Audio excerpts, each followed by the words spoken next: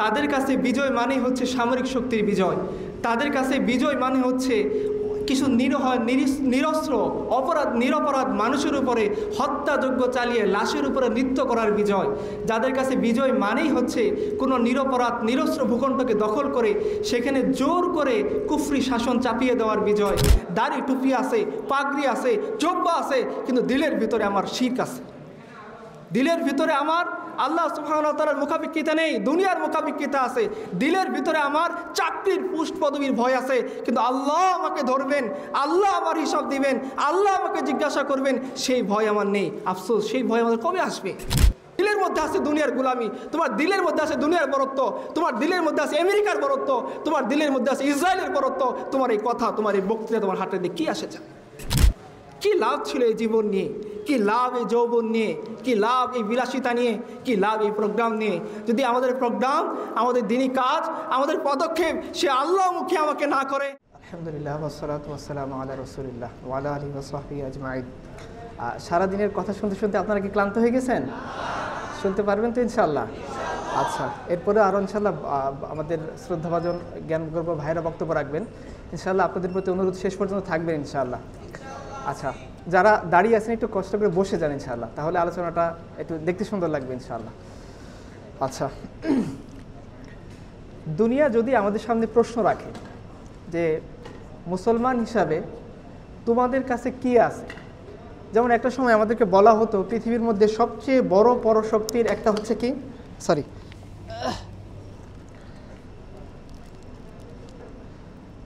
পৃথিবীর মধ্যে সবচেয়ে বড় পরাশক্তির একটা হচ্ছে ইসরায়েল। তাদের কাছে মার্কাভা ট্যাঙ্ক আছে, যেটার দাম আমরা জানি 3.5 কত ডলার? 3.5 billion dollar. আচ্ছা, এরপরে আমাদেরকে দুনিয়া বলতো আমেরিকার কথা। আমেরিকার কাছে কি আছে? কি আছে? পারমাণবিক বোমা। কে বলছেন? ভয় পাওয়ার কারণ নাই, ওটা আপনাকে মারবে না ইনশাআল্লাহ, জোরে বললেও। আচ্ছা, তো আমেরিকার কাছে পারমাণবিক বোমা আছে। আরও রাশিয়ার কাছে কত বড় বড় ট্যাঙ্ক আছে। হ্যাঁ, ইভেন আমরা যে দেশ থেকে ভাগ হয়েছি সে পাকিস্তানের কাছে অনেকগুলো পারমাণবিক শক্তি আছে। আর আমাদের পাশে যে আমাদের যে রাষ্ট্র, তাদেরও পারমাণবিক শক্তি আছে। অ্যাজ এ মুসলিম হিসেবে, মুসলিম কান্ট্রি হিসাবে, বা মুসলিম দেশগুলোর দিকে খেয়াল করেন যারা নিজেদেরকে মুসলিম দেশ বলে দাবি করে, তাদের কাছে আলটিমেট বলার মতো কিছু নাই। না সেটা অর্থনৈতিক দিক থেকে তাদের কিছু আছে, না সামরিক দিক থেকে বা পলিটিক্যাল দিক থেকে তাদের কোনো অবস্থান আছে। কিন্তু তাদের একটা জিনিস আছে যেটা না আমেরিকার আছে, না রাশিয়ার আছে, না হিন্দুস্তানের আছে, না দুনিয়ার অন্য কোনো কুফফার শক্তির আছে। সেটা কি? হাফিজ জালান্দারি তার একটা কবিতার মধ্যে খুব সুন্দর করে এই প্রশ্নের উত্তরটা দিয়েছেন। তিনি বলেছেন যে উধার দুনিয়া হ্যায় और दुनिया के बंदे और इधर मेरा खुदा है और मैं हूँ। বলছে তুমি যে দুনিয়ার কথা আমাকে বললা যে তাদের পারমাণবিক শক্তি আছে, তাদের মিসাইল আছে, তাদের মার্কাভা ট্যাঙ্ক আছে, সব কিছু আছে, কিন্তু মনে রেখো তাদের কিন্তু আল্লাহ নেই। ওদিকে দুনিয়া এবং দুনিয়ার বান্দা যারা রাত দিন দুনিয়ার গোলামি করে, তাদের কাছে বিজয় মানে হচ্ছে সামরিক শক্তির বিজয়। তাদের কাছে বিজয় মানে হচ্ছে কিছু নিরস্ত্র নিরপরাধ মানুষের উপরে হত্যাযজ্ঞ চালিয়ে লাশের উপরে নৃত্য করার বিজয়। যাদের কাছে বিজয় মানেই হচ্ছে কোনো নিরপরাধ নিরস্ত্র ভূখণ্ডকে দখল করে সেখানে জোর করে কুফরি শাসন চাপিয়ে দেওয়ার বিজয়। মনে রেখো ওদিকে একদল দুনিয়া পূজারী, দুনিয়ার গোলাম, দুনিয়ার বান্দা, আর এদিকে আমি আর আমার খোদা। আর তোমার যে অবস্থা, হাফিজ জালান্দারি বলতেছেন যে না পুছো হাল মেরা और कुछ ना पूछो कि तस्लीम व रिज़ा है और मैं हूँ। হাফিজ ऐसी फलाकत के दिनों में फ़कत शुक्र खुदा है और मैं हूँ। বলতেছে তুমি আমাকে বলতেছো যে আমি গরিব মানুষ, দিনহীন মানুষ, আমার কাছে কিচ্ছু নেই, বলার মতো আমার একটা গাড়ি নেই, আমার ব্যাংক ব্যালেন্স নেই, টাকা নেই, কিন্তু মনে রেখো আমার দিলের ভিতরে আল্লাহ তাআলার শুকরিয়া আছে, যেটা কাফেরদেরকে নেই। যে হাফিজ তুমি গরিব হালতের মধ্যে কিভাবে চলো, যে তুমি তো দিন আনতে দিন খাও, তোমার নুন আনতে পান্তা ফুরিয়ে যায়। হাফিজ জালান্দারি বলতেছে তুমি জানো না যে আল্লাহর লেখা তকদিরের উপরে আমার সন্তুষ্টি আছে আর আমি আছি।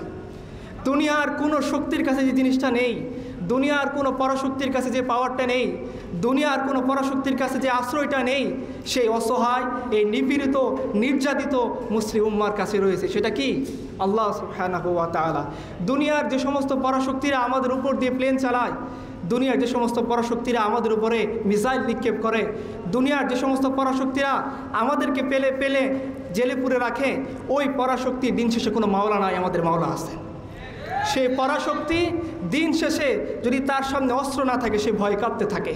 সেই পরাশক্তি যদি তার কাছে কোনো পরাশক্তির আশ্রয় না থাকে, সে ভয়ে কাঁপতে থাকে। সেই পরাশক্তি যদি তার সামনে ক্ষমতা না থাকে, তো সে লেজ গুটিয়ে পালাতে বাধ্য হয়। সেই পরাশক্তি যদি কোনো মোল্লার ছবি দেখে, তো তার অন্তরের মধ্যে কম্পন শুরু হয়ে যায়। আর এই যে আমরা দরিদ্র, নিপীড়িত, দীনহীন, কিচ্ছু নেই, এই লোকগুলো যখন ওই পরাশক্তির সামনে, পরাশক্তি যখন তাকে মারার জন্যে মিসাইল নিক্ষেপ করে, তার দেহকে ক্ষত বিক্ষত করে দেয়, ওই পরাশক্তির ড্রোন যখন তাকে ভিডিও করার জন্য যায়, তখন এই নিপীড়িত, নির্যাতিত, নিষ্পেষিত মুসলিম উম্মার ইয়াহিয়া সিনওয়ার মৃত্যুর আগে সে লাঠি দিয়ে ওই পরাশক্তিকে পরাজিত করার জন্য যুদ্ধ চালিয়ে যায়। কিসের বলে? পরাশক্তির কাছে মার্কা বা ট্যাঙ্ক আছে, পরাশক্তির কাছে আল্লাহ নেই। পরাশক্তির কাছে মিসাইল আছে, পরাশক্তির কাছে আল্লাহ নেই। পরাশক্তির কাছে দুনিয়ার তাকত আছে, পরাশক্তির কাছে রহমান, সেই রহমানের দয়া নেই। সে রহমান, সেই গফফার, সে সাত্তার, সে রহিম, সে রহমান। আল্লাহ সুবহানাহু ওয়া তাআলা হচ্ছেন আমাদের শক্তি, আমাদের কেন্দ্র, আমাদের পাওয়ার, যাকে কেন্দ্র করে এই দুনিয়ার সকল নিয়ম, আমরা, আমি, আপনি, এই অনুষ্ঠান, আমাদের সকল কার্যক্রম নিয়ন্ত্রিত হয়। আফসোস আমাদের জন্যে, আফসোস সেই মুসলিম উম্মার জন্যে, যে উম্মাকে রাসূলুল্লাহ সাল্লাল্লাহু আলাইহি ওয়াসাল্লাম জামাতের মধ্যে রেখে গেলেন। তিনি যখন মারা যাচ্ছেন সাল্লাল্লাহু আলাইহি ওয়াসাল্লাম, পর্দা ওঠানো হয়েছে। পর্দা ওঠানোর পর তিনি দেখতেছেন আবু বকরের নেতৃত্বে মুসলিম উম্মা নামাজ পড়তেছেন। রাসূলুল্লাহ সাল্লাল্লাহু আলাইহি ওয়াসাল্লাম খুব খুশি হয়ে গেছেন। তো তিনি বলছেন, পর্দা নামিয়ে দাও। তার মৃত্যুর যন্ত্রণা শুরু হয়ে গেছে, তিনি চলে যাচ্ছেন দুনিয়া ছেড়ে। লাস্ট মুহূর্তে যখন ক্রিটিক্যাল মোমেন্ট থাকে জীবনে, আমরা কী মনে করি? মনের মধ্যে কী আসে আমাদের চিন্তায়? যে ভাই, আমার তমুক জায়গায় টাকা পাওনা আছে, এগুলো একটু উদ্ধার করে দিও। বা আমি আমার বিবিকে রেখে যাচ্ছি, সন্তান একটা কেবলমাত্র হয়েছে, আমার ওয়াইফ কী খাবে, কী করবেন? অসহায়, তার বয়স, রাসূলুল্লাহ সাল্লাল্লাহু আলাইহি ওয়াসাল্লাম যখন মারা যাচ্ছেন, আম্মা জান আয়েশার বয়স 18, মাত্র 18 বছর বয়সের কিশোরী ওয়াইফকে রেখে তিনি দুনিয়া থেকে চলে যাচ্ছেন। রাসূলুল্লাহ সাল্লাল্লাহু আলাইহি ওয়াসাল্লাম যখন দুনিয়া থেকে চলে যাচ্ছেন, তখন তারই সামনে তার প্রাণপ্রিয় দুইজন নাতি হাসান এবং হুসাইন আছেন, যাদের ব্যাপারে সাহাবায়ে কেরাম রাদিয়াল্লাহু আনহুম যখন এই হাসান হুসাইনের মাথাকে নিয়ে যাওয়া হয়েছে ইয়াজিদের সামনে, বিদায় ওয়ান নিহায়াতে লেখা আছে, ইয়াজিদ লাঠি দিয়ে ওই মাথার উপরে খোঁচা দিচ্ছিল আর বলতেছিল হুসাইনের মাথা। তখন একজন সাহাবী তিনি বলতেছিলেন যে, ইয়াজিদ, তুমি হুসাইনের মুখ থেকে তোমার লাঠি সরিয়ে নাও। আমি নিজে কতবার দেখেছি যে রাসূলুল্লাহ সাল্লাল্লাহু আলাইহি ওয়াসাল্লাম এই হুসাইনের মুখের উপর চুমু খাচ্ছেন, আর আজকে সেই হুসাইনের মুখের উপর লাঠি দিয়ে তুমি উদ্ধত প্রকাশ করতেছো, লাঠি সরিয়ে নাও। সেই প্রাণপ্রিয় নাতি হাসান রাদিয়াল্লাহু আনহু, সাহাবায়ে কেরাম বলছেন যে রাসূলুল্লাহ সাল্লাল্লাহু আলাইহি ওয়াসাল্লাম নামাজে গেছেন, মাথা উঠাচ্ছেন না কেন? মাথা উঠাচ্ছেন না? একজন সাহাবী হুট করে মাথা উঠিয়ে দেখেন রাসূলুল্লাহ সাল্লাল্লাহু আলাইহি ওয়াসাল্লাম মাথার উপরে হাসান রাদিয়াল্লাহু তাআলা বসে আছেন, যার কারণে আল্লাহ সাল্লাল্লাহু আলাইহি ওয়াসাল্লাম সেজদা থেকে মাথা উঠাচ্ছেন না। সেই হাসান জীবিত আছেন, সেই হুসাইন জীবিত আছেন। রাসূলুল্লাহ সাল্লাল্লাহু আলাইহি ওয়াসাল্লাম যাকে নিজের কলিজার টুকরো বলেছেন, সেই ফাতিমা রাদিয়াল্লাহু আনহা জীবিত আছেন। রাসূলুল্লাহ সাল্লাল্লাহু আলাইহি ওয়াসাল্লামের 9 জন স্ত্রী তারা জীবিত আছেন। কিন্তু রাসূলুল্লাহ সাল্লাল্লাহু আলাইহি ওয়াসাল্লাম যখন দুনিয়া থেকে চলে যাচ্ছেন, তিনি একটাই কথা বলতেছেন যে, দেখো উম্মতেরা, তোমরা আমার শেষ উপদেশগুলো স্মরণ রাখো, তোমরা আসসালাত নামাজকে ঠিক রাখো, নামাজকে ঠিক রাখো, আর তোমরা তোমাদের অধীনস্থদের দিকে খেয়াল রাখো। রাসূলুল্লাহ সাল্লাল্লাহু আলাইহি ওয়াসাল্লাম ওই অবস্থায় আমাদেরকে লক্ষ্য করে উপদেশ দিয়ে যাচ্ছেন, যে অবস্থায় মানুষ সাধারণত সমস্ত তার যে আকলি শক্তি সেটা হারিয়ে ফেলে মৃত্যুর যন্ত্রণার ভিতরে। রাসূলুল্লাহ সাল্লাল্লাহু আলাইহি ওয়াসাল্লাম চাইলে পারতেন তার পরিবারকে বলে যাওয়া যে, আয়েশা তুমি কি খাবা? তুমি 18 বছর বয়সে কিশোরী, তোমার পিতাও তো তেমন বেশি ধনী মানুষ না, যা ছিল সেটা তো তিনি যখন মক্কা থেকে হিজরত করে মদিনায় আসেন সব চলে গেছে। আমার নাতি, আমার সন্তান, যে সমস্ত মেয়েদের কন্যা সন্তানকে রেখে গেছি, তারা কি খাবে? এই কথাগুলো রাসূলুল্লাহ সাল্লাল্লাহু আলাইহি সাল্লাম মৃত্যুর আগে আমাদেরকে বলে যাননি। বলে গেছেন আমার কথা, বলে গেছেন আপনার কথা, বলে গেছেন উম্মতের নাজাতের কথা। আফসোস, সেই মুসলিম উম্মাহ আজকে রাসূলুল্লাহ সাল্লাল্লাহু আলাইহি সাল্লাম রেখে যাওয়া দিন থেকে দূরে সরে গিয়েছে। রাসূলুল্লাহ সাল্লাল্লাহু আলাইহি ওয়াসাল্লাম যে তালিম, যে তরবিয়ত, যে শিক্ষা আমাদেরকে দিয়ে গিয়েছেন, রাসূলুল্লাহ সাল্লাল্লাহু আলাইহি ওয়াসাল্লাম আজকে উম্মত সেই শিক্ষার কথা ভুলে সে পশ্চিমের সামনে মাথা নোয়াচ্ছে, সে পশ্চিমের কাছে সমাধান খুঁজতেছে। কিন্তু আসলে আমাদের কথা কি ছিল? যে আপনি মিল্লাত পার কিয়াস আকওয়ামে মাগরিব সে নাকার খাস হে তারকিব মে কওমে রাসূল হাশিমি। এই যে রাসূলুল্লাহ সাল্লাল্লাহু আলাইহি ওয়াসাল্লাম তার উম্মত রেখে গিয়েছেন, এই উম্মতের সমাধান, এই উম্মতের যে সমস্ত প্রবলেমের সলিউশন, সেটা আল্লাহ সুবহানাহু ওয়া তাআলা ওই সিস্টেম সিস্টেমের মধ্যে রাখেন নাই যে সিস্টেম পশ্চিম কায়েম করেছে, যে সিস্টেম পশ্চিম মেনে চলে, যে সিস্টেমের গোলামি পশ্চিম করে, সেই সিস্টেমের মধ্যে আল্লাহ সুবহানাহু ওয়া তাআলা এই উম্মতের সলিউশন রাখেন নাই। কেন? কারণ এক বন্দেগি খুদাই, এক বন্দেগি গদাই, ইয়া বান্দায়ে খুদা বান, ইয়া বান্দায়ে জামানা। ইকবাল বলেছেন যে তুমি যে দুনিয়ার দিকে ছুটতেছো আল্লাহ সুবহানাহু ওয়া তাআলাকে পিছনে ফেরে তোমার ক্যারিয়ারের দিকে, তোমার ক্ষমতার দিকে, তোমার দাপটের দিকে, তোমার বিসিএসের দিকে, মনে রেখো এটা হচ্ছে দুনিয়ার গোলামি, দুনিয়ার বন্দেগি, দুনিয়ার ইবাদত। আর তোমার সঙ্গে দুইটা অপশন আল্লাহ সুবহানাহু ওয়া তাআলা রেখেছেন। এক বন্দেগি হচ্ছে আল্লাহর, যেখানে কোনো ধরনের শিরকের স্থান নেই। এক বন্দেগি হচ্ছে তাওহীদের, যেখানে কোনো ধরনের শিরকের স্থান নেই। আর এক ধরনের বন্দেগি হচ্ছে দুনিয়ার গোলামি, দুনিয়ার পূজা। হয় তুমি আল্লাহর বান্দা হও, নয়তো দুনিয়ার বান্দা হয়ে যাও। অপশন দুইটা আমাদের সামনে। কিন্তু আফসোস আজকে সেই রহমান, সে গফফার, সে যুল জালালি ওয়াল ইকরাম আল্লাহ সুবহানাহু ওয়া তাআলা কিয়ামতের দিন সমস্ত মানুষকে সামনে রেখে যখন সমস্ত মানুষ মারা যাবে, দুনিয়ার কথা বলার মতো কেউ নাই। যারা আসমানে ছিল সে সমস্ত ফেরেশতা, ওনাদের রূহ কবজ হয়ে গেছে, কথা বলার মতো কেউ নাই। কোরআন কারীমের মধ্যে আল্লাহ বলেছেন তিনি প্রশ্ন করবেন লিমানিল মুলকুল ইয়াউম, আজকের রাজত্ব, সার্বভৌমত্ব, সার্বভৌম কর্তৃত্ব কার? জবাব দেওয়ার মতো কেউ থাকবে না। আল্লাহ সুবহানাহু ওয়া তাআলা তিনি নিজে জবাব দেবেন লিল্লাহিল ওয়াহিদিল কাহ্হার। আজকের সমস্ত কর্তৃত্ব, সমস্ত সার্বভৌমত্ব, কর্তৃত্বের মুঠোয় যিনি আছেন তিনি হচ্ছে আল্লাহ সুবহানাহু ওয়া তাআলা, তার উপরে কোনো কথা নাই। আফসোস সেই মুসলিম উম্মাহ সেই সার্বভৌম আল্লাহকে রেখে সে সার্বভৌম মানুষের গোলামি করতেছে নিজে নাম দিয়ে। আজকে মুসলিম উম্মাহ, আফসোস যে মুসলিম উম্মাহ আজকে সে ক্যারিয়ারকে কীভাবে বেছে নিয়েছে? একদিকে আল্লাহ যেদিকে যেতে বলছেন সে তার বিপরীত দিকে হেঁটে গিয়ে তার ক্যারিয়ারকে বেছে নিয়েছে। কেন? একটু ভালো থাকার জন্যে, একটু ভালো খাওয়ার জন্যে, একটু ভালো পোস্ট পদবীর জন্যে। ওয়াল্লাহি ফাওয়াল্লাহি, একটু ভালো থাকা, একটু ভালো খাওয়া, একটু ভালো অস্ত্র, একটু ভালো তাকত, শক্তি, এগুলোর মধ্যে আল্লাহ সুবহানাহু ওয়া তাআলা কোনো মানুষের মুসলিম উম্মার বিজয় রাখেন নাই। মুসলিম উম্মার বিজয়, মুসলিম উম্মার গায়রত, মুসলিম উম্মার সম্মান আল্লাহ সুবহানাহু ওয়া তাআলা রেখেছেন তার দিকে ফিরে যাওয়ার মধ্যে। যতক্ষণ পর্যন্ত আমরা সেই আল্লাহর দিকে, তার ক্ষমতার দিকে অবনত চিত্তে মাথা নোয়াতে না পারবো, তার উপর ইয়াকিন না রাখতে পারবো, যদি বলেন কাবার রবের কসম করে বলতেছি, আমাদের বিজয় কখনো আসবে না। আপনারা জানেন পরাশক্তির কথা বলে যারা আমাদেরকে ভয় দেখাইতো, সেই পরাশক্তি ইসরাইল, ছোটোবেলায় যাদের কথা শুনলে আমরা যখন জাহিলি জীবনে থাকতাম খুব বেশি গর্ব অনুভব করতাম অথবা থরথর করে কাঁপতাম যে ইসরাইল পৃথিবীর মধ্যে একটা সুপ্রিম কান্ট্রি, যারা অনেক বেশি তাকতওয়ালা, অনেক বেশি শক্তিওয়ালা। কিন্তু আল্লাহ সুবহানাহু ওয়া তাআলা দেখিয়েছেন অনেক বেশি তাকতওয়ালা, অনেক বেশি দাপটওয়ালা, অনেক বেশি মিসাইল শক্তির অধিকারী এই শক্তি। পৃথিবীর ক্ষুদ্রতম একটা শহর গাজাকে আমি রাষ্ট্র বলতেছি না, কারণ রাষ্ট্র হওয়ার যে আয়তন সেটা তার কাছে নেই। ছোট্ট একটা শহরের কয়েক হাজার মানুষ মিলে 1 বছর ধরে এই পরাশক্তিকে আটকে রেখেছে। এটা কিসের বলে? আল্লাহ সুবহানাহু ওয়া তাআলা বলে। যদি এরপরেও এত বড় এক্সাম্পল আমাদের সামনে থাকার পরেও যদি আমরা সেই আল্লাহর দিকে ফিরে নিয়ে আসি, দাড়ি টুপি আছে, পাগড়ি আছে, জব্বা আছে, কিন্তু দিলের ভিতরে আমার শিরক আছে, দিলের ভিতরে আমার আল্লাহ সুবহানাহু ওয়া তাআলার মুখাপেক্ষিতা নেই, দুনিয়ার মুখাপেক্ষিতা আছে। দিলের ভিতরে আমার চাকরির পোস্ট পদবীর ভয় আছে, কিন্তু আল্লাহ আমাকে ধরবেন, আল্লাহ আমার হিসাব দিবেন, আল্লাহ আমাকে জিজ্ঞাসা করবেন, সেই ভয় আমার নেই। আফসোস সেই ভয় আমাদের কবে আসবে? दुनिया से जा रहा हूँ कफन में छुपा कर मुँह अफसोस बात बरने की हाया आई है मुझे। একজন কবি আফসোস করে বলতেছিলেন যে দুনিয়া থেকে যখন চলে যাচ্ছি ওই মুহূর্তে আমার ভয় চলে আসছে, ওই মুহূর্তে আমার আল্লাহকে দেখে লজ্জা আসছে।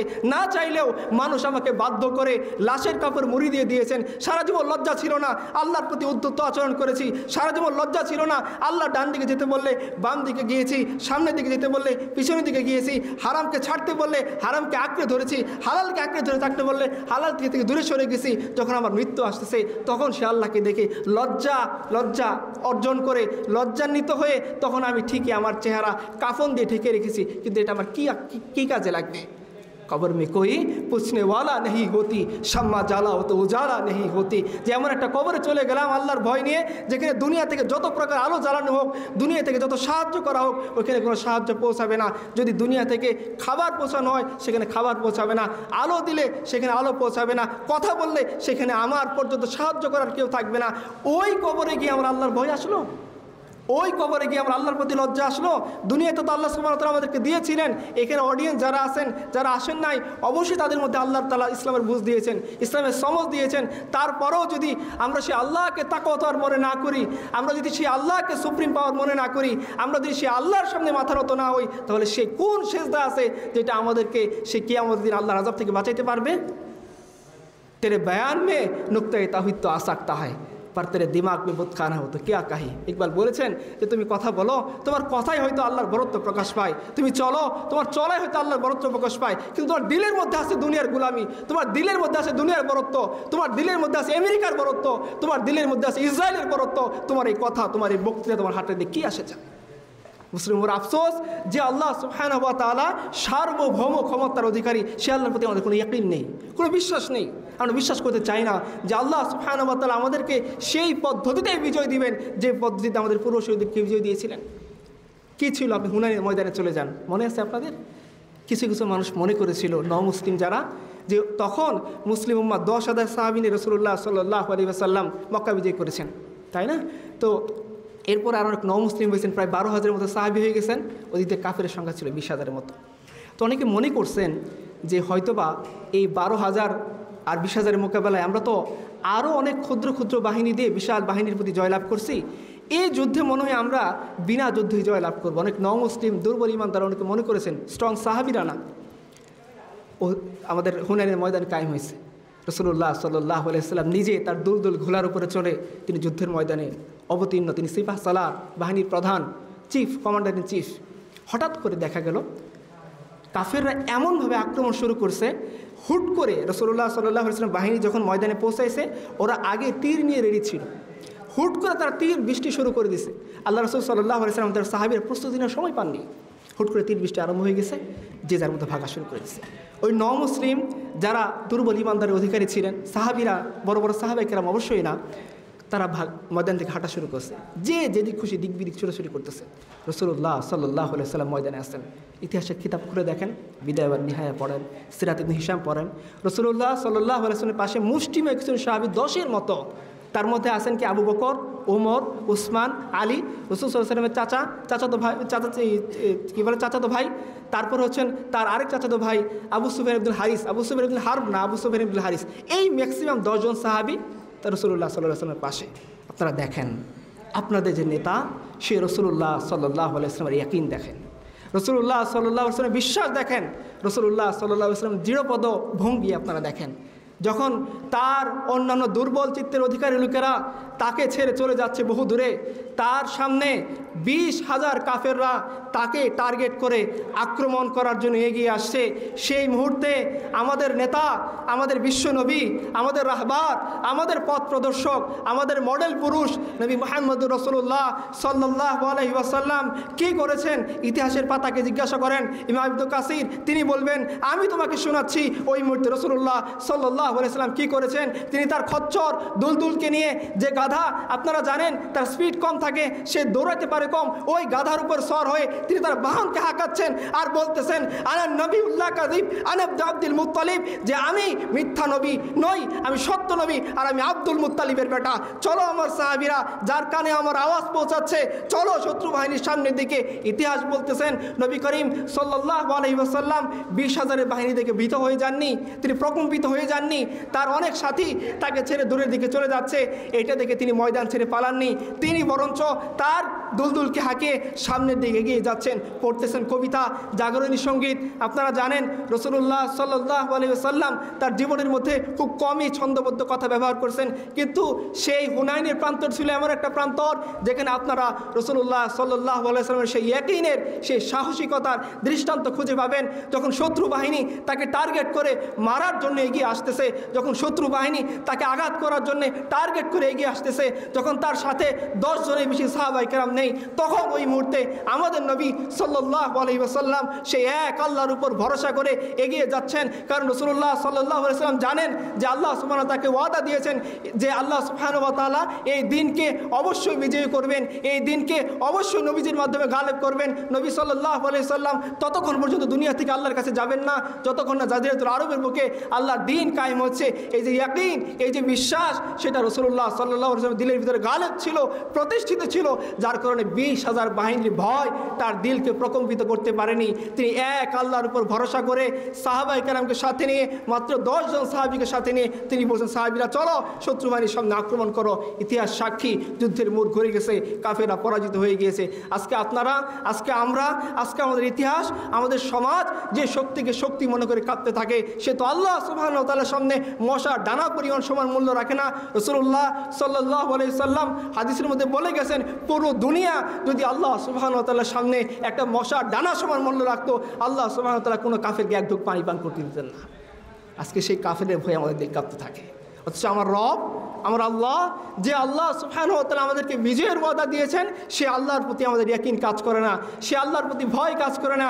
আমিও সিজদা দেই, সিজদা পড়ে থেকে চাকরির দিকে, আমিও সিজদা দেই, সিজদা পড়ে থেকে আমার বসের দিকে, আমিও সিজদা দেই, সিজদা পড়ে থেকে ট্রেনের সময়ের দিকে। আমার রব, যে আল্লাহ সুবহানাহু ওয়া তাআলা বলেছেন যে ও বান্দা, নামাজ আমি এবং তোমার মধ্যে ভাগাভাগি করে নিয়েছি। তুমি পড়তেছো আলহামদুলিল্লাহি রাব্বিল আলামিন, রহমানের কাছ থেকে জবাব আসতেছে, আমার বান্দা আমার প্রশংসা করতেছে। তুমি পড়তেছো আর রহমানি রহিম, রহমানের পক্ষ থেকে জবাব আসতেছে, আমার বান্দা আমার গুণগান করতেছেন। আপনি যখন শেষে গিয়ে শেষ করলেন গায়রিল মাগদুবি আলাইহিম ওয়ালাদ-দাল্লিন, আল্লাহ বলতেছেন যিনি 7 আসমানের রব, 7 জমিনের রব, আমার আপনার রব, সমস্ত আরশ কুরসির রব, তিনি বলতেছেন যে আমার বান্দা তুমি যা চাইছো তা দিয়ে দেওয়া হয়েছে, তোমার সমস্ত দোয়া কবুল করে ফেলা হয়েছে। সে আল্লাহর সামনে সেজদা দিচ্ছি, দিল পড়ে আছে কোথায়? और उन्होंने भी सजदा किया, पर इस सजदा का अजब अंदाज है, इन्होंने वो सजदा किया जिस पर खुदा का नाज है। আমরা ওরকম সেজদা করতে পারিনি। চলে যান আপনাদের লিডার হুসাইন রাদিয়াল্লাহু তাআলার কাছে। কারবালার ময়দান কায়েম হয়ে গিয়েছে, তার পরিবারের সমস্ত মানুষ নিহত হয়ে গিয়েছেন, কয়েকজন নারী আর তার শিশু সন্তান আলী রাদিয়াল্লাহু আনহু নামে যিনি নাম রেখেছেন, সেই বাচ্চা সন্তান ঘরের ভিতরে, তাঁবুর ভিতরে কাতরাচ্ছেন। তার ওয়াইফ আছেন, তার বোন আছেন, তার ভাগিনা আছেন, ভাইপো আছেন, সব কিছুকে সামনে রেখে আমাদের ইমাম হুসাইন রাদিয়াল্লাহু আনহু যখন ময়দানে দাঁড়িয়ে গেলেন তার সন্তানকে নিয়ে, যে আমার সন্তানকে একটু পানি পান করতে দাও, ইয়াজিদের সৈন্যরা এক ফোঁটা পানি দিচ্ছে না। তিনি বলতেছেন এই কারবালার এই ফুরাতের প্রান্ত থেকে আরে গাধা পানি পান করতেছে, কুকুর পানি পান করতেছে, হিংস্র জীব জানোয়ার পান করতেছেন, আর রাসূলুল্লাহ সাল্লাল্লাহু আলাইহি ওয়াসাল্লামের বংশধর পানি ছাড়া এই দুনিয়া থেকে চলে যাবে, এই দৃশ্য কীভাবে হয়? একটু পানি আমাকে পান করতে দাও। ইতিহাসের কিতাব খোলেন, বিদায় নিহায় বলবে যে ওই সময় সে তার সন্তানের দিকে লক্ষ্য করে তীর নিক্ষেপ করা হয়েছে। হুসাইন রাদিয়াল্লাহু তাআলা সে আল্লাহর উপর ভরসা করে বলতেছেন, হে আল্লাহ তুমি আমার কুরবানি কবুল করে নাও। অনেকে তো সেজদা করে, হুসাইন সেজদায় পড়ে গেছেন, ইয়া আল্লাহ আমার বংশধরকে সামনে নিয়ে তোমার দিনের রক্ষার জন্য এগিয়ে আসছি, তুমি আমার কুরবানি কবুল করো। আমিও সেজদা করি, হুসাইনও সেজদা করে, হুসাইনের সেজদা আর আমার সেজদার মধ্যে ফারাক আপনি চিন্তা করে দেখেন। जिन्होंने अपने बच्चों की जनाजा कंधों पर उठाया वो हुसैन, जिन्होंने सब कुछ खोकर भी कुछ ना खोया वो हुसैन। সব কিছু বিলীন করে দিয়েছেন আল্লাহর জন্যে, এরপরে যিনি পরাজিত হন নাই তিনি হোসেন। আর আজকে আমি আপনি আল্লাহর প্রতি সেই সার্বভৌমত্বের বিশ্বাসকে হারিয়ে ফেলে এমন অপদস্থ জাতিতে পরিণত হয়েছি যে আজকে কাফির মুশরিকরা আমাদের গোনাই ধরে না। কি লাভ ছিল এই জীবন নিয়ে, কি লাভ এই যৌবন নিয়ে, কি লাভ এই বিলাসিতা নিয়ে, কি লাভ এই প্রোগ্রাম নিয়ে, যদি আমাদের প্রোগ্রাম, আমাদের দিনী কাজ, আমাদের পদক্ষেপ সে আল্লাহ মুখে আমাকে না করে, যে আল্লাহ সুবহানাহু ওয়া তাআলা বলতেছেন আলাম তাআলাম আন্নাল্লাহা লাহু মুলকুস সামাওয়াতি ওয়াল আরদ। ও আমার বান্দারা, অডিয়েন্সরা, তোমরা জানো না যে তোমরা এমন আল্লাহর ইবাদত করো যে আল্লাহ সুবহানাহু ওয়া তাআলা আসমান জমিনের সার্বভৌম কর্তৃত্বের অধিকারী, তবুও কেন সে আল্লাহর দিকে ফিরে আসো না? যে আল্লাহ তোমাদেরকে যে নিজাম দিয়েছেন সেই নিজামের দিকে কেন ফিরে আসো না? আজকে তোমাকে ডেমোক্রেসির বিরুদ্ধে বললে তুমি যে জেগে ওঠো, ডেমোক্রেসির বিরুদ্ধে কেউ আলাপ তুললে তার বিরুদ্ধে আলাপ করো। আল্লাহর বিরুদ্ধে যখন আলাপ হয় তখন তুমি কেন আলাপ তুলো না? যখন রসুলের বিরুদ্ধে আলাপ হয় তখন তুমি কেন আলাপ তুলো না? তোমার ক্যারিয়ার ভার্সেস দিন, তোমার অবস্থান ভার্সেস দিন, তোমার টাকা পয়সা ভার্সেস দিন, যখন দিনের সাথে ক্যারিয়ারের সংঘর্ষ, দিনের সাথে টাকা পয়সার সংঘর্ষ, দিনের সাথে নিজের অবস্থানের সংঘর্ষ, তখন তুমি কেন আমার দিনের ছায়া আশ্রয় নেও না? আর এটা তো সেই দিন যে দিন বদরের ময়দান ময়দানে 313 জনের বিপরীতে 1000 জনের মোকাবেলায় বিজয় এনে দিয়েছেন। এই দিন তো সেই দিন যেই দিন হুনাইনের ময়দানে 12,000-এর মোকাবেলায় 20,000 ছিল, আল্লাহ সুবহানাহু ওয়া তাআলা বিজয় এনে দিয়েছেন। আর এই দিন তো সেই দিন আহজাবের যুদ্ধের মধ্যে 3,000-এর মোকাবেলায় 10,000 ছিল। শেষ পর্যন্ত আপনারা জানেন, ইতিহাসের কিতাব বলতেছে যে কাফেররা তাদের যে ড্যাগ ছিল, তাদের তাবু ছিল, এগুলো নিয়ে তারা পালিয়ে যেতে বাধ্য হয়েছে। এটা কি সেই দিন না? এটা কি সেই রব না যে রব বদরের ময়দানে বিজয় দিয়েছেন, যে রব আমাদেরকে হুনাইনের ময়দানে বিজয় দিয়েছেন, যে রব ফতে মক্কা দিয়েছেন, যে রব আমাদেরকে ইয়ারমুকের যুদ্ধে বিজয় দিয়েছেন, যে রব আমাদেরকে এমন শক্তি দিয়েছেন? কোন শক্তি? চলেন ইতিহাসের পাতাকে জিজ্ঞাসা করেন। রাসূলুল্লাহ সাল্লাল্লাহু আলাইহি ওয়াসাল্লামের সাহাবী সাদ ইবনে আবি ওয়াক্কাস রাদিয়াল্লাহু আনহু, তিনি যখন সমুদ্রের মধ্যে দাঁড়িয়ে গিয়েছেন, দরিয়ার মধ্যে, দাজলা নদীর মধ্যে, তিনি জিজ্ঞাসা করতেছেন, ও আমার সঙ্গীরা, তোমরা কি চাও? এই যে আল্লাহ সুবহানাহু ওয়া তাআলার দিন, সেটা এই পর্যন্তই সীমিত হয়ে যাক, নাকি দরিয়ার ওই পাশে নিয়ে যাব? সমস্ত সাহাবীরা, তার সঙ্গীরা, তার অধীনস্থরা বলতেছেন, না আমাদের লিডার, আমরা এখানে আল্লাহর দিনকে খতম করব না, আমরা দরিয়ার পরেও ওর পরেও দিনকে নিয়ে যাব, কিন্তু আমাদের যাওয়ার মতো কোনো পোল নাই, কোনো যাওয়ার মতো সাঁকো নাই, কোনো নৌযান নাই, আমরা কীভাবে যাব? ওই মুসলিমদের আমির সাদ ইবনে আবি ওয়াক্কাস বলতেছেন, সে আল্লাহর উপরে ভরসা করো, ঘোড়াকে চালাও। ইতিহাসের কিতাব সাক্ষী। না না না, আমি কোনো বানোয়াট কাহিনী আপনাদেরকে বলতেছি না, আমি কোনো টিভি সিনেমার গল্প আপনাদের সামনে বলতেছি না, আমি হুমায়ুন আহমদের লেখা কোনো উপন্যাস আপনাদের সামনে বলতেছি না, আমি সেই কাহিনী বলতেছি যে কাহিনী নবী মুহাম্মদ রাসূলুল্লাহ সাল্লাল্লাহু আলাইহি ওয়াসাল্লামের সঙ্গী তার উম্মতের সাথে ঘটছে। তারাও উম্মত, আমরা উম্মত, কান খাড়া করে শুনি সেই ঘটনার শেষ বিন্দু কোথায় গিয়ে দাঁড়ায়। রাসূলুল্লাহ সাল্লাল্লাহু আলাইহি ওয়াসাল্লামের সাহাবীরা যখন তারা সেই ঘোড়া নিয়ে দাজলা নদী পার হয়ে গেলেন, তো দেখা গেল ঘোড়ার একটা খুরও সে দাজলা নদীর পানিতে ডুবে নাই। আল্লাহ সুবহানাহু তাদেরকে পার করে দিয়েছেন। ইকবাল সে কথাকে স্মরণ করে বলেছেন, দাস্তু দাস্তে দরিয়া ভি না ছোড়ে হামনে, বেহের জুলমত পে দৌড়া দিয়ে ঘোরে হামনে। আরে জমিন তো দূরের কথা, আমরা তো পানিকেও ছাড়ি নাই, পানির উপরে আমরা ঘোড়া দৌড়িয়ে দিয়েছি। এই যে সাহাবায়ে কেরাম কিসের উপর ভিত্তি করে তার পানির উপর ঘোড়া ছুটিয়ে দিয়েছেন? ব্রিজের উপর ভিত্তি করে, সাঁকুর উপরে বেস করে, নাকি নৌজানের উপর ইয়াকিন করে? না ভাই, নৌজানের উপর ইয়াকিন করে না, ব্রিজের উপরে ইয়াকিন করে না, কোনো দুনিয়ার তাকতের উপর ইয়াকিন করে না, এক আল্লাহর উপর ইয়াকিন করে তারা তাদের ঘোড়াকে দরিয়ার বুকে চালিয়ে দিয়েছেন। ফলে কি হয়েছে? ফলে যখন দেখতেছিল শত্রু বাহিনী, এরা কারা যারা দরিয়ার বুকে ঘোড়া চালিয়ে এই পাশে চলে আসতেছে, ওরা বলতেছে, খবরদার এই বাহিনীর সাথে যুদ্ধ করে বিজয় লাভ করার স্বপ্ন দেখো না। এরা এমন বাহিনী যাদেরকে না আসমান আটকাইতে পারবে, না জমিন আটকাইতে পারবে, না দুনিয়ার কোনো শক্তি তাদেরকে আটকাইতে পারবে। এই দৃশ্য দেখার পরে কাফেররা ময়দান ছেড়ে ভেঙে চলে গিয়েছে। এটা কোন শক্তি ছিল আমাকে বলেন প্রিয় ভাইরা? আমেরিকার শক্তি? এটা কি রাশিয়ার শক্তি? এটা ইসরায়েলের শক্তি? এটা মিসাইল পাওয়ারের শক্তি?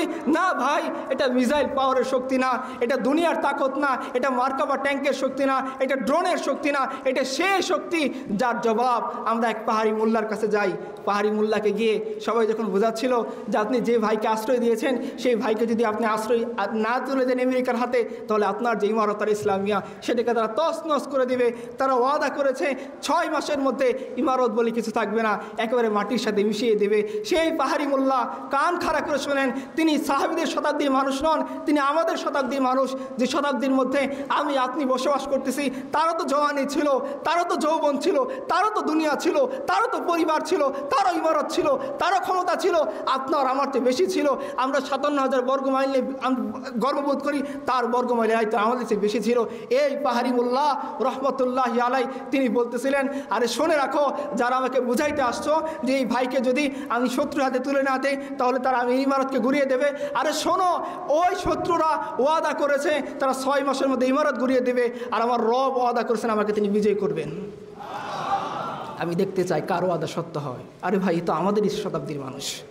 সব কথা বাদ দেন, সাহাবায়ে কেরাম তো বহুত দূরের কথা, তাদের ইয়াকিনের সামনে যদি আমাদেরকে দাঁড় করানো হয়, মিসমার হয়ে যাবে সমস্ত অহংকার। তাদের সামনে যদি দাঁড় করিয়ে দেওয়া হয়, মিসমার হয়ে যাবে সমস্ত আমল। তাদের সামনে যদি দাঁড় করিয়ে দেওয়া হয়, বলার মতো কোনো কিছু থাকবে না। এই পাহাড়ি মোল্লা রহমতুল্লাহি আলাই, তার সামনে যদি আমাদেরকে দাঁড় করিয়ে দেওয়া হয়, বলেন সে জবাবটা কি হবে? কি হবে সে জবাবটা? যে আল্লাহ সুবহানাহু ওয়া তাআলার সামনে আমরা দিতে পারবো? আল্লাহ সুবহানাহু ওয়া তাআলার সামনে বলতে পারবো? আল্লাহ বলবেন, একদিকে আমি আমার তাকতের কথা বর্ণনা করছিলাম যে দুনিয়ার সমস্ত শক্তি আপনারা চলে যান রাসূলুল্লাহ সাল্লাল্লাহু আলাইহি সাল্লামের কাছে।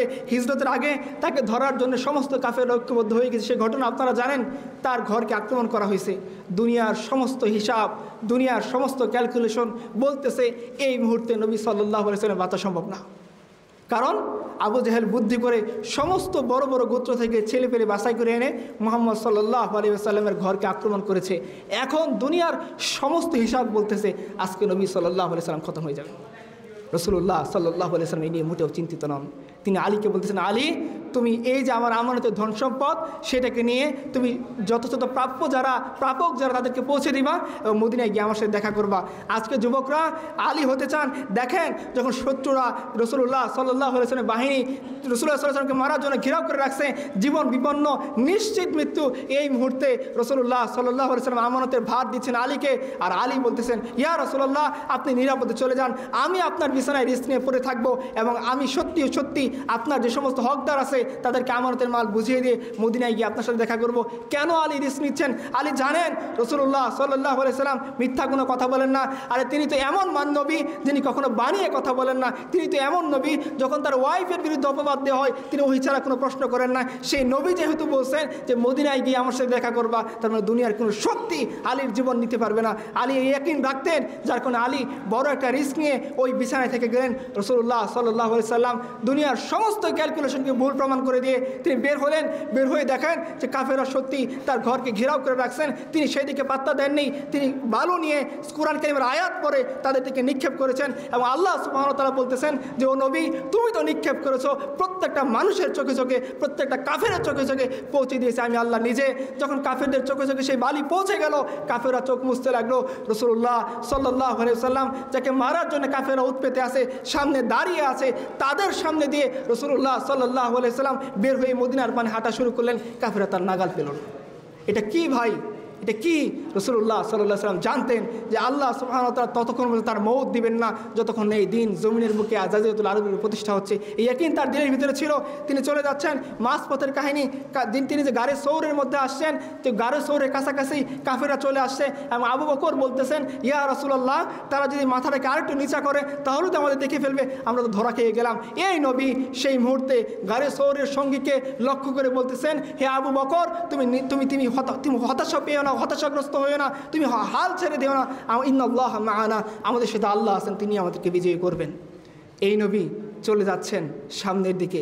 দেখেন সামনে যেতে যেতে সুরাকা ইবনে মালিক তার নাগাল পেয়ে গেছে। কাফেরদের পক্ষ থেকে বলা হয়েছে নবী সাল্লাল্লাহু আলাইহি সাল্লামকে যে ধরে দিতে পারবে তাকে 100 লাল উট হাদিয়া দেওয়া হবে, মনে করেন 100টা মার্সিডিজ ব্র্যান্ডের গাড়ি দেওয়া হবে। কাফেররা ছুটতে রাসূল সাল্লাল্লাহু আলাইহি ওয়াসাল্লামকে ট্রেস করতে তার পায়ের ছাপ ধরে রাসূলুল্লাহ সাল্লাল্লাহু আলাইহি ওয়াসাল্লাম তার সাহাবী আবু বকরকে সুরাকে নাগাল পেয়ে গেছেন। আবু বকর রাসূলুল্লাহ সাল্লাল্লাহু আলাইহি ওয়াসাল্লাম উটের পিছনে বসে আছেন, আল্লাহ রাসূল উটের সামনে বসে আছেন। তিনি বলতেছেন, ইয়া রাসূলুল্লাহ আমাদেরকে তো সুরাকা ইবনে মালিক নাগাল পেয়ে গেছে, এখন কি হবে? রাসূলুল্লাহ সাল্লাল্লাহু আলাইহি ওয়াসাল্লাম ইতিহাসের কিতাব পড়েন, রাসূলুল্লাহ সাল্লাল্লাহু আলাইহি ওয়াসাল্লাম মাত্র একবার পিছনের দিকে তাকিয়ে কনফার্ম হয়েছেন যে হ্যাঁ সুরাকা ইবনে মালিক আসলে কতখানি কাছাকাছি চলে আসছে। ওয়াল্লাহি এরপর রাসূলুল্লাহ সাল্লাল্লাহু আলাইহি ওয়াসাল্লাম একবারের জন্য পিছনের দিকে তাকিয়ে ভয় পাননি, বরং তিনি বলতেছিলেন, আবু বকর আল্লাহ আমাদের সাথে আছেন, তিনি সাহায্য করবেন। ইতিহাসের কিতাব খোলেন, সুরাকা যখন রাসূলুল্লাহ সাল্লাল্লাহু আলাইহি ওয়াসাল্লাম পিছন পিছন চলে আসতেছিল, সাথে সাথে তার ঘোড়া মাটির বালির মধ্যে ডেবে গেছে, সে আর আগাতে পারেনি। এটা কোন ইয়াকিন ছিল, কোন বিশ্বাস ছিল? আমেরিকার উপরে ইয়াকিন, রাশিয়ার উপরে ইয়াকিন, ইন্ডিয়ার উপরে ইয়াকিন, ইসরায়েলের উপরে ইয়াকিন, পাওয়ারের দুনিয়ার শক্তির উপরে ইয়াকিন? না ভাই, এক আল্লাহর উপরে ইয়াকিন, এক আল্লাহর উপরে বিশ্বাস, এক আল্লাহর সামনে মাথা নোয়ানোই ছিল মুসলিম উম্মার গৌরবের বিষয়। আফসোস আজকে মুসলিম উম্মা, এই মুসলিম উম্মার যুবকরা আজকে বিসিএস না পেলে তারা কেঁদে তাদের বুকে কেঁদে কেঁদে তার বিছানা ভাষায়। আজকের এই মুসলিম উম্মা এক অথর্ব নারীর জন্যে সে বসে বসে কাঁদে, কারণ তার নারী 7 দিন ধরে তার মেসেজে রিপ্লাই দিচ্ছে না। এই যে আমাদের অবস্থান, এই অবস্থা আমাদের কবে পাল্টাবে? একটা কাফের ঘটনা বলে শেষ করে দিন, আমাদের সময় চলে আসতেছে। আপনারা জানেন যে বাদশাহ আব্রাহা সে যখন মক্কায় আসলো, মক্কা কাবাঘরকে ধ্বংস করে দেওয়ার জন্যে, তো কাবাঘরে এসে সে কথা বলতেছে, 200 উট আব্দুল মুত্তালিবের সিজ করেছে। আব্দুল মুত্তালিবকে ডাকছে, তুমি মক্কার সম্ভ্রান্ত বড় নেতা, তোমার সাথে আমি একটু কথা বলতে চাই। তো বাদশাহ আব্রাহার দুধ গিয়ে আব্দুল মুত্তালিবকে ডেকে আনছে। ডেকে আনার পর বাদশাহ আব্রাহা বলতেছে যে আমি তোমাদের পূর্বপুরুষদের গৌরবকে ধ্বংস করে দিতে চাই, তোমার কি মত? তো আব্দুল মুত্তালিব খুব স্পষ্ট করে একটা কথা বলছেন যে দেখো, এই ঘরের একজন মালিক আছেন, আর এই উটের মালিক আমি। তুমি আমার 200 উট সিজ করেছো, তুমি এই 200 উট ফেরত দাও। এই কাবা ঘরের একজন মালিক আছেন, তিনি বুঝবেন তুমি তার সাথে কি করবা না করবো। আব্দুল মুত্তালিব 200 উট ফেরত দিয়েছে। আব্দুল মুত্তালিব চলে গেছে, কাবার গিলাফ ধরে কয়েকজন মুষ্টিমেয় সর্দারকে রেখে বাকি সবাইকে সে বের করে দিয়েছে যে চলে যাও, বাদশাহ আব্রাহার সাথে মোকাবেলা করার মতো হিম্মত আমাদের নেই। কারণ বাদশাহ আব্রাহা হাতি বাহিনী নিয়ে আসছে, যে হাতি বাহিনীর সাথে আমরা পরিচিত না, তখন আর কী করা যায়? তখন তাদেরকে বলছে তোমরা পাহাড়ে গিয়ে আশ্রয় নাও। সবাই পাহাড়ে গিয়ে আশ্রয় নিয়েছে এবং আব্দুল মুত্তালিব তার কয়েকজন মুষ্টিমেয় নেতৃস্থানীয় লোককে নিয়ে কাবার সামনে দাঁড়িয়ে আছে। কাবার গিলাফ ধরে সে একটা কথা বলতেছিল যে হে আল্লাহ, একজন গোলাম তাকেও যদি কোনো দায়িত্ব দেওয়া হয়, তাকেও যদি কোনো দায়িত্ব অর্পণ করে দেওয়া হয়, কিছু মানুষকে যদি তার অধীনস্থ করে দেওয়া হয়, একজন সাধারণ হাফসি গোলামও তো সেই দায়িত্ব ঠিকঠাকভাবে পালন করে। আর আল্লাহ তুমি তো সবার উপরে ক্ষমতাবান, তুমি কি তোমার এই ঘরকে শত্রু বাহিনীর করোনার উপরে ছেড়ে দেবা? এই কথা বলে উহিয়নি আব্দুল মুত্তালিব একটু পরে সে নিজেও গিয়ে পাহাড়ে আশ্রয় নিয়েছে। আজকে আমাদের আফসোস করে বলতে হয়, এই আব্দুল মুত্তালিব যার ভাগ্যে ইমান নসিব হয়নি, সে আব্দুল মুত্তালিব শিরক মিশ্রিত থাকা অবস্থায়, শিরকের মধ্যে নিমজ্জিত থাকা অবস্থায় সে আল্লাহর উপর যতটা ভরসা রেখেছিল, আল্লাহর উপর যতটা অভিমান করে কথা বলেছিল, আল্লাহকে যে যতটা সে আপন মনে করেছিল, আফসোস মুসলিম উম্মাহ আজ সে আল্লাহকে এতটা বেশি আপন মনে করে না। আব্দুল মুত্তালিবের থেকেও তো আমাদের শিক্ষা নেওয়া দরকার, রাসূলুল্লাহ সাল্লাল্লাহু আলাইহি ওয়াসাল্লাম থেকে শিক্ষা নেওয়া দরকার, রাসূলুল্লাহ সাল্লাল্লাহু আলাইহি ওয়াসাল্লাম সাহাবীদের থেকে শিক্ষা নেওয়া দরকার। আমরা ঠিক জানি না যে আমরা ঠিক কার কাছ থেকে শিক্ষা নিচ্ছি, কার কাছে গিয়ে মাথা নোয়াচ্ছি। পশ্চিম বলতেছেন ডেমোক্রেসি গ্রহণ করো, তোমাদের দিনের রাস্তা খুলে যাবে, বাস ডেমোক্রেসির সামনে মাথা নোয়াচ্ছি। আমরা কিতাব লিখতেছি ইসলামী গণতন্ত্র, পশ্চিম বলতেছে সমাজতন্ত্র গ্রহণ করো, বাস আমরা সেটা মেনে নিচ্ছি। কিতাব লিখতেছি ইসলামী সমাজতন্ত্র, কালকে যদি পশ্চিম বলে ইসলামী সমকামিতা, আমরা হয়তো সেটাও মেনে নিব। কিছু করার নেই। পশ্চিমের দিকে যেভাবে আমরা তাকিয়ে আসি, পশ্চিমকে যেভাবে রব মানিয়ে নিয়েছি, আমাদের আবার চিন্তা করা দরকার যে না না ভাই, একমাত্র আমাদের রব হচ্ছেন আল্লাহ, যিনি আসমান জমিনের সার্বভৌম ক্ষমতার অধিকারী। তার কুরসি কত বড়! আল্লাহ বলতেছেন বান্দারা শুনে রাখো, ওয়াসিয়া কুরসিয়ুহুস সামাওয়াতি ওয়াল আরদ, তিনি এত বড় সত্তা যার কুরসি সমস্ত আসমান জমিনকে পরিব্যাপ্ত করে আসে। আর শোনেন হাদিসের কিতাব থেকে ঘটনা শোনেন, হাদিস বলতেছে আমরা যে প্রথম আসমান দেখি, এটা দ্বিতীয় আসমানের তুলনায় ছোট্ট একটা ফুটবলের মতো বা ছোট্ট একটা আংটির মতো। দ্বিতীয় আসমান তৃতীয় আসমানের তুলনায় এরকম ছোট্ট আংটির মতো, চতুর্থ আসমান তৃতীয় আসমানের তুলনায় এরকম ছোট্ট আংটির মতো, এবার সপ্তম আসমান প্রথম আসমানের তুলনায় কিছুই না।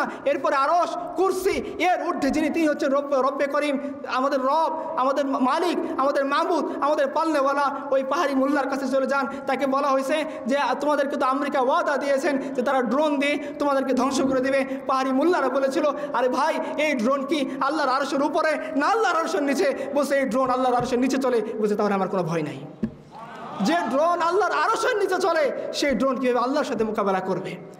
আপনি চলে যান বনু কুরাইজা যুদ্ধের মধ্যে, যখন রাসূলুল্লাহ সাল্লাল্লাহু আলাইহি ওয়াসাল্লামের সাহাবীরা বনু কুরাইজা যুদ্ধে বিজয়ী হয়েছেন, এখন তাদের মাসলা আসছে যে তাদের যত সব বালেগ ছিল তাদের উপর মৃত্যুদণ্ড কার্যকর করা হবে ইসলামী খিলাফতের বিরুদ্ধে বিদ্রোহ করার কারণে, রাসূল সাল্লাল্লাহু আলাইহি ওয়াসাল্লামের সাথে গাদ্দারি করার কারণে। তখন সেই ইহুদি সর্দার হুয়াই ইবনে আখতাব একটা কথা বলেছিল, বলছে দেখো মুসলিমরা, তোমাদের সামনে পরাজিত হয়েছি, সে আফসোস আমার নেই, আমার শুধু একটাই আফসোস যে আমরা আল্লাহর বিরুদ্ধে লড়াই করছি, আর যারা আল্লাহর বিরুদ্ধে লড়াই করে তারা কখনো জয়ী হতে পারে না। আজকে মুসলিম উম্মাহ তাদের অ্যাটিটিউড দিয়ে, আজকে মুসলিম উম্মাহ তাদের লাইফস্টাইল দিয়ে, আজকে মুসলিম উম্মাহ তার মানহাজ দিয়ে, আজকে মুসলিম উম্মাহ তার কথা কাজ তার চাকরি দিয়ে, সব কিছু দিয়ে সে আল্লাহর বিরুদ্ধে আচরণ করতেছে। আর বলতেছেন আল্লাহ কেন আমাকে বিজয় দেন না, আর বলতেছেন কেন আমরা নির্যাতিত, আর বলতেছেন কেন আমরা মাজলুম। ভাই আমরা মাজলুম না, সাময়িক পরীক্ষা আমাদের উপর আসতে পারে, আমরা হীনবল না, সাময়িক পরীক্ষা আমাদের উপর আসতে পারে। সাহাবা কেরামের উপর পরীক্ষা আসছিল, তারাও পরীক্ষা দিয়ে পাশ করেছেন, তারাও পরীক্ষা দিয়ে সামনে এগিয়ে গিয়েছেন, তারাও আল্লাহর সামনে শাহাদাতের নজরানা পেশ করেছেন। কিন্তু এমন শতাব্দী হইতে পাওয়া যাবে না যে সাহাবা কেরাম আল্লাহর দিনকে ছেড়ে দিয়ে কোনো শক্তিশালী ক্ষমতাবান কোনো পরাশক্তির সামনে মাথা নুয়াইছেন, বরং আমরা ইতিহাসের মধ্যে পাই সাহাবাই কেরাম ইতিহাসের বড় পরাশক্তি রুস্তমের সামনে গিয়ে বলতেছেন তোমার সামনে অপশন তিনটা। বলছে কি? বলছে ইসলাম কবুল করো, শান্তিতে থাকবা। বলছে পারবো না। ঠিক আছে, তোমার সামনে 2 নম্বর অপশন, তুমি আমাদের অধীন হও, জিজিয়া দাও, আমাদের অধীনে চলে আসো, নিরাপদে থাকবা। রুস্তম বলতেছে পারবে না। বলছে 3 নম্বর অপশন, এই তলোয়ার আমার এবং তোমার মধ্যে সমাধান করবে। কই কিসের ভয়? কিসের ভয় ছিল তাদের মধ্যে? কিসের কি ছিল? কিছুই ছিল না। তারা যিনি গেছেন রবি ইবনে আমর, আমাদের পিতা, চলে যান, দেখেন তিনি যখন ঢুকতেছেন প্রহরীরা বলতেছে তোমাকে ঢুকতে দেব না, তোমার পোশাক স্মার্ট না, তোমার ঘোড়া স্মার্ট না, তুমি আসছো ভাঙ্গা একটা সোয়ারি নিয়ে, তলোয়ারও ঠিকঠাক নেই। রবি ইবনে আমর বলতেছিলেন আমার কোনো ঠেকা পড়েনি যে আমি গিয়ে তোমার সেনাবাহিনী তোমার সেনাপ্রধানের সাথে দেখা করব। তোমার সেনাপ্রধান আমাকে খবর দিয়েছেন আটকাই দাও, আমি এখান থেকে চলে যাব তাড়াতাড়ি। রুস্তম বলতেছিল তাকে আসতে দাও। আমাদের পিতা রবি ইবনে আমর রাদিয়াল্লাহু আনহু ওই ভাঙা কি রোগাক্রান্ত তার গাধা নিয়ে সেটা নিয়ে চলে গেছেন, ভাঙা তলোয়ার নিয়ে সেটা নিয়ে ঢুকে গেছেন, সে তার গায়ে ছেঁড়া জামা ছিল সেটা নিয়ে তিনি ঢুকে গেছেন, ঢুকে কী করেছেন, লাল গালিচা যেটা বিছানো ছিল সে ইরানের কিসরা কাইসারের ধন সম্পদের কথা আপনারা জানেন, কি পরিমাণ গর্জিয়াস হতে পারে সেটা আপনারাই কল্পনা করেন। সেই গালিচাকে ফুরু করে তিনি তলোয়ারকে গেঁথে সেখানে ঘোড়া পাচ্ছেন, রুস্তমের চেয়ারের উপর দিয়ে পাড়া দিয়ে গিয়ে রুস্তমের চেয়ারের সামনে বসছেন, বসে তিনি প্রস্তাবনা দিয়েছেন। এইটা হচ্ছে পুরুষত্ব, এইটা হচ্ছে বিশ্বাস, এইটা হচ্ছে ইয়াকিন। এই জন্য কবি বলেছেন, শাহকে তাকাব্বুর সে ভি দাবকার না রাহ হুঁ মে, আগের কিস বার গায়ে খাস কা গাদা হুঁ মে। আগের যদি আমি এই সমস্ত পরাশক্তিকে দেখে ভয় করি তাহলে আমি কোন আল্লাহর গোলাম, কোন আল্লাহর দরবেশ, কোন আল্লাহর বান্দা?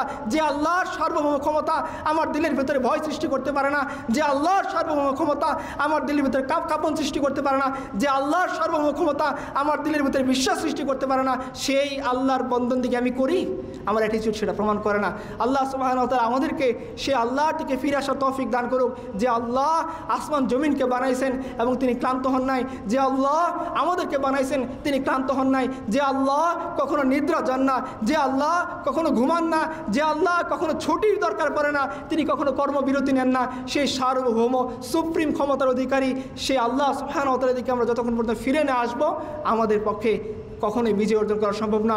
মঙ্গলদের সময়ে একবার একজন শাইখ তার কিছু বকরি চড়াচ্ছিলেন, তো মঙ্গলদের যে প্রধান ছিল তার মেয়ে তাকে বলতেছে যে তোমরা তো একসময় সম্মানিত ছিলা, তোমরাই তো বলো ইসলাম মানলে পরে তোমাদেরকে আল্লাহ সুবহানাহু ওয়া তাআলা বিজয়ী করবেন, কই এখন তো দেখতেছি মঙ্গলরা তোমাদের হালাকু খান তোমাদের উপর রাজ করতেছেন, তাহলে কোথায় সেই ইসলাম যেটার কথা তোমরা বলো যেটার মাধ্যমে তোমাদের বিজয় আসবেন?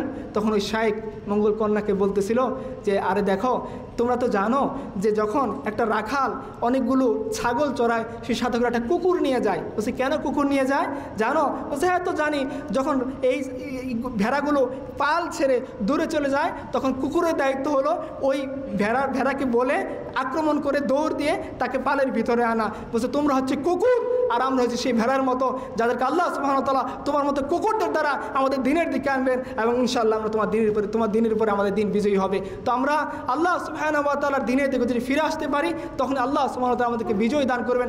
এছাড়া যত পথ যত মত যত সুন্দর করে আমাদের সামনে উপস্থাপন করা হোক, যত ইসলামের লেভেল লাগিয়ে উপস্থাপন করা হোক, ওয়াল্লাহি ফাওয়াল্লাহি আল্লাহ সুবহানাহু ওয়া তাআলা তার নবী সাল্লাল্লাহু আলাইহি ওয়াসাল্লামের পথের বাইরে, তার দিনের বাইরে, তার ইসলামের বাইরে আল্লাহ সুবহানাহু ওয়া তাআলা মুসলিমদের বিজয় রাখেননি। মুসলিমদের বিজয় একমাত্র ইসলামকে আঁকড়ে ধরে থাকার মাধ্যমে।